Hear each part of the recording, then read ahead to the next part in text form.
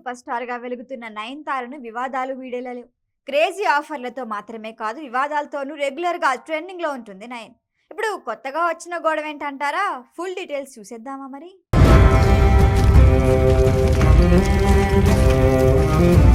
ఏ ముహూర్తాన తన డాక్యుమెంటరీ తీసిందో కానీ అప్పటి నుంచి వివాదాలు మరింత పెరుగుతూనే ఉన్నాయి, కానీ ఉపశమనమే లేదు.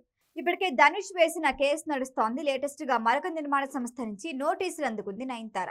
దక్షిణాది చిత్ర పరిశ్రమ స్టార్ హీరోలతో సమానమైన క్రేజ్తో దూసుకెళ్తోంది.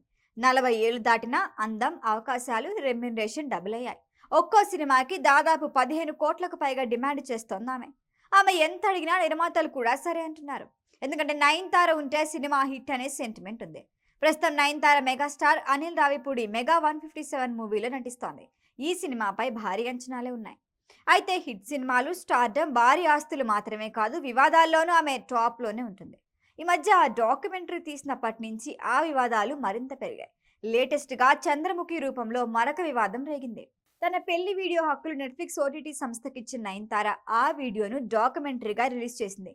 Nayanthara beyond the dreams documentary పేరుతో 2024 నవంబర్ 18 నుంచి స్ట్రీమింగ్ అవుతోంది.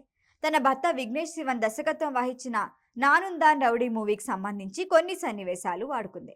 ఈ సినిమా షూటింగ్ టైంలోనే విఘ్నేష్తో ప్రేమలో పడింది నయనతార.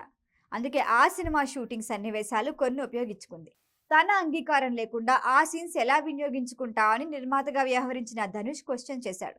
3 సెకండ్ల క్లిప్ వాడినందుకు 10 కోట్లు నష్టపరిహారం అడుగుతూ నోటీస్ కూడా ఇచ్చాడు ధనుష్. ఆ కేసు కోర్టులో ఉంది. ఇంకా లేటెస్ట్ గా మరొక షాక్ తగిలింది. ఇదే డాక్యుమెంటరీపై మరొక నిర్మాణ సంస్థ 5 కోట్లు డిమాండ్ చేస్తూ నోటీసులు ఇచ్చింది. తన సినిమాలో సీన్స్ తమ పర్మిషన్ లేకుండా వాడుకున్నందుకు డబ్బులు చెల్లించాల్సిందే అని కోర్టుకెక్కారు చంద్రముఖి మేకర్స్.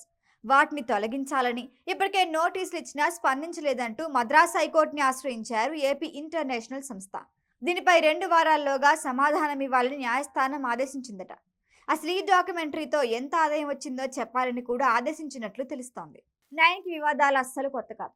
కెరీర్ ఆరంభం నుంచి ప్రేమ, పెళ్లి విషయంలో నిత్యం వార్తల్లోనే ఉంది. పెళ్లి తర్వాత సరోగసి ద్వారా 2 పిల్లలకి జన్మనివ్వడం పైన వివాదం రేగింది. అయితే ప్రతి వివాదం ఆరంభంలో పెద్దగా అనిపించినా కూల్గా బయటపడుతొచ్చింది నయనతార. ఇప్పుడు మరొక 5 కోట్ల షాక్ నుంచి ఎలా బయటపడుతుందో చూడాలి. ఇక కెరీర్ విషయానికి వస్తే ప్రస్తుతం చిరంజీవితో మూవీ చేస్తోంది. యష్తో టాక్సిక్ లో కీలక పాత్ర పోషిస్తోంది.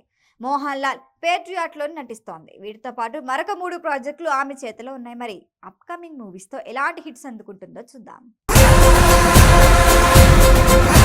ఈ వీడియో కనుక మీకు నచ్చినట్టయితే లైక్ చేయండి, షేర్ చేయండి, సబ్స్క్రైబ్ చేయండి. అలాగే పక్కనే ఉన్న బెల్ ఐకాన్ని క్లిక్ చేయండి.